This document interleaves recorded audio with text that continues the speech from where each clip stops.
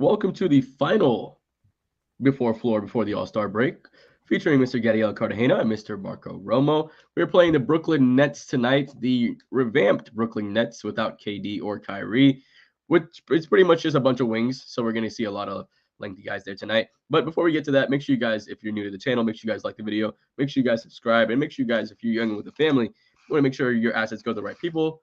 Go to markbrownpa.com. That's marcbrownpa.com, or give them a call 954-866-8513.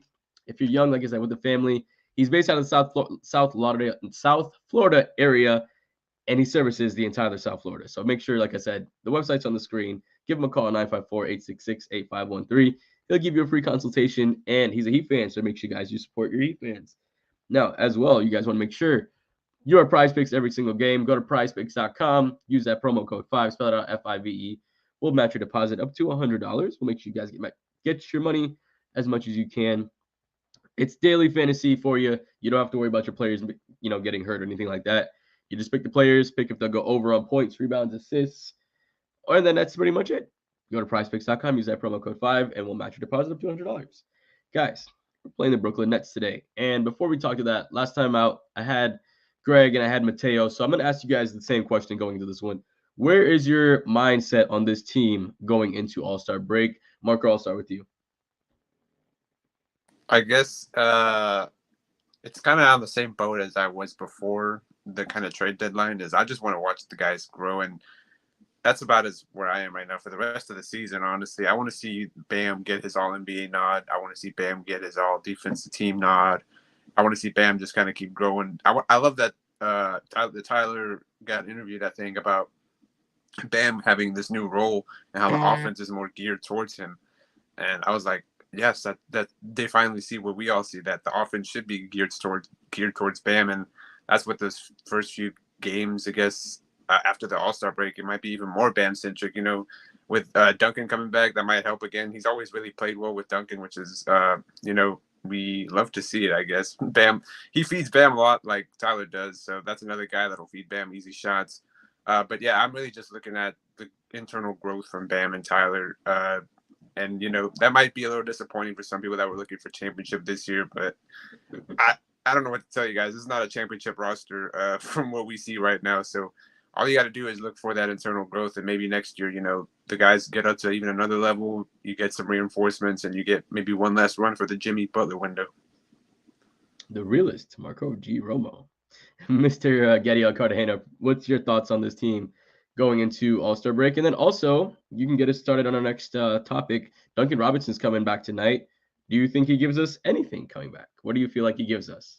So I'll keep it short and sweet on the first question. Marco Romo stole what I wanted to say word for word, bar for bar. I feel like Marco and I have kind of been on lockstep with this team basically the entire year.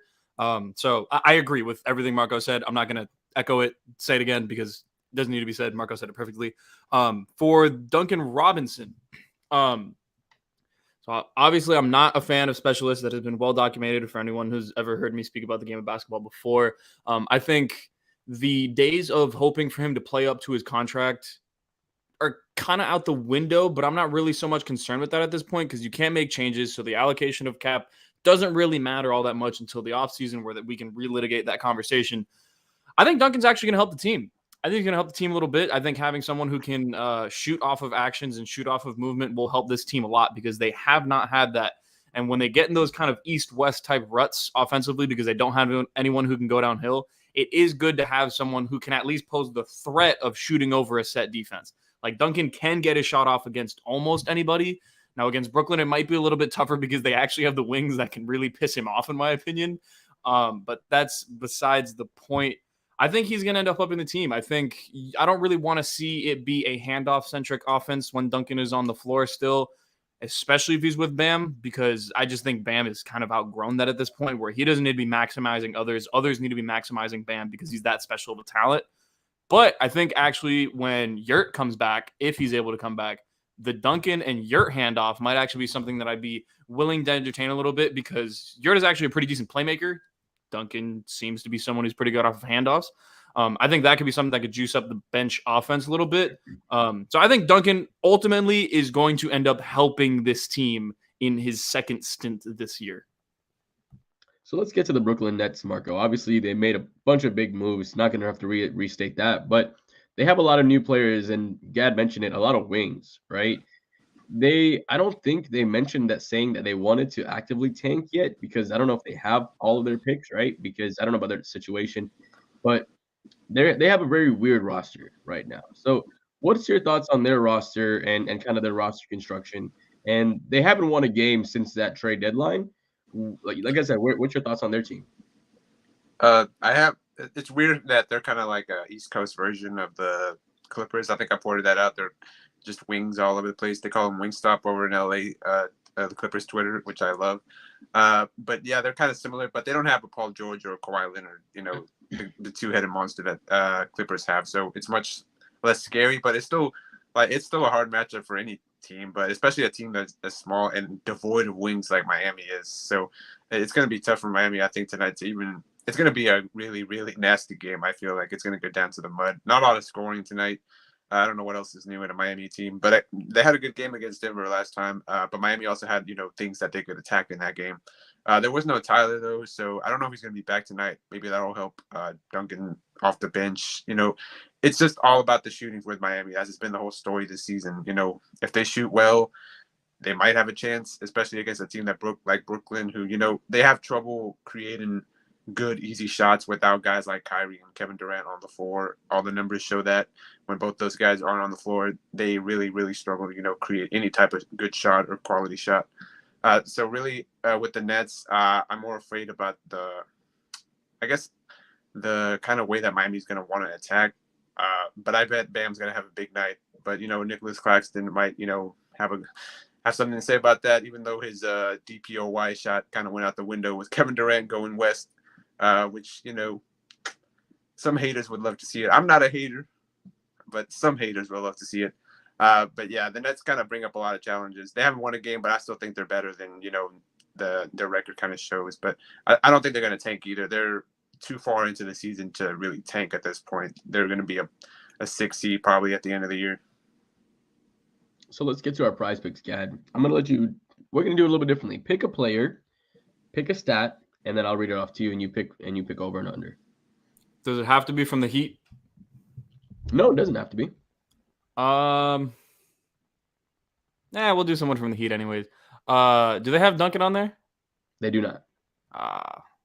We got Jimmy, we got Max, we got Gabe, we got Bam, and we got Caleb Martin. Let's go with Caleb. All right. You want the points, rebounds, combined? What are you thinking? Actually, points and rebounds. Points and rebounds for Caleb is 15.5.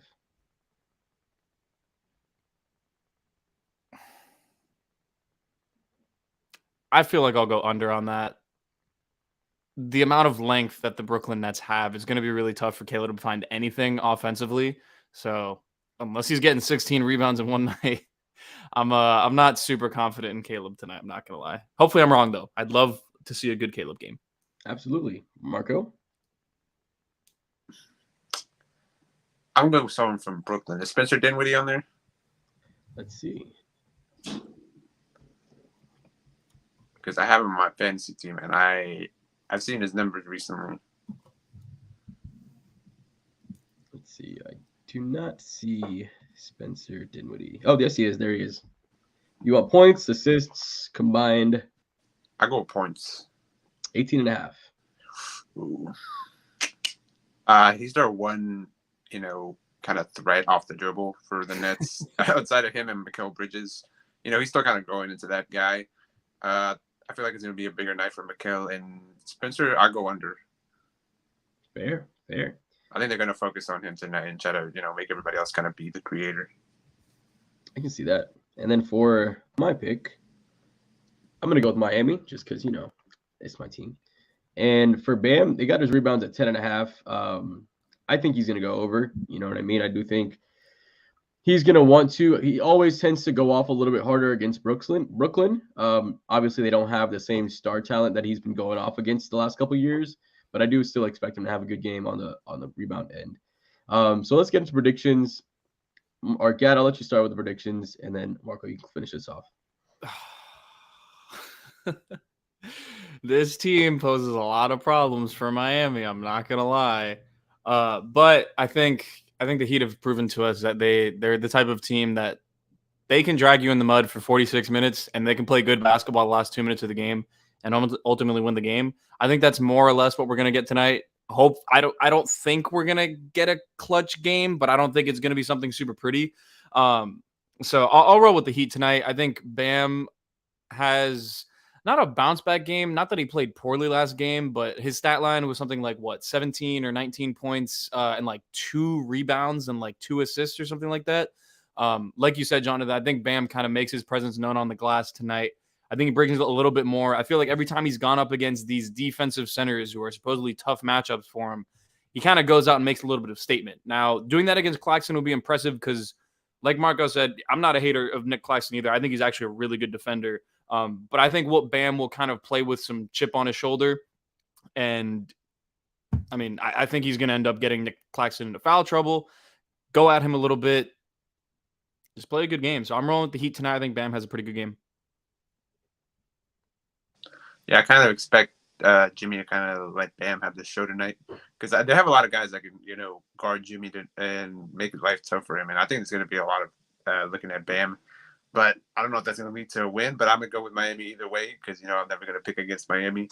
But I kind of feel it's going to be nasty, though. I think it's going to be a grind because that's how Miami Heat games are nowadays. If it's not, an offensive explosion from three, which I don't expect back-to-back good three-point games anymore. I don't expect anything from three-point range anymore. So it's going to be a a clutch game, 5 points, 5 minutes left, as we are so used to. But I got Miami winning by 3, I'll say. Duncan has 1 3 tonight, and everybody goes crazy, and then he goes back down with 5 fouls. You are on mute, Mr. Ramlakan. Yep, I am muted. I do think Miami gets the win as well. Like you said, they're still trying to figure out their identity offensively. Defensively, they're great, right? They have a lot of, Ben Simmons is a terrible offensive player, but defensively is solid still, right? You got a bunch of good wings there. I don't think they have enough offensively to keep up Miami, but Miami itself, we're not an offensive juggernaut either. So I think this is, like you both said, it's going to be a grinded out game. Don't expect this game to either team to have too much of a large lead. I think Miami might trail for a good portion of this game and then come back towards the end. I can see that happening, just like I did when I was in Orlando. So, yeah, I'm still taking Miami. I do think we get the dub, and we're going to get it done regardless, right? So, from Gad Cardiana, Mr. Marco G. Romo, appreciate you guys joining us. Make sure you guys like the video. Make sure you guys subscribe. Go to markbrownpa.com. Use PrizePicks.com, promo code 5. And we'll see you guys after the game. Thank you guys, and thank you, Mr. Alejandro Vegas.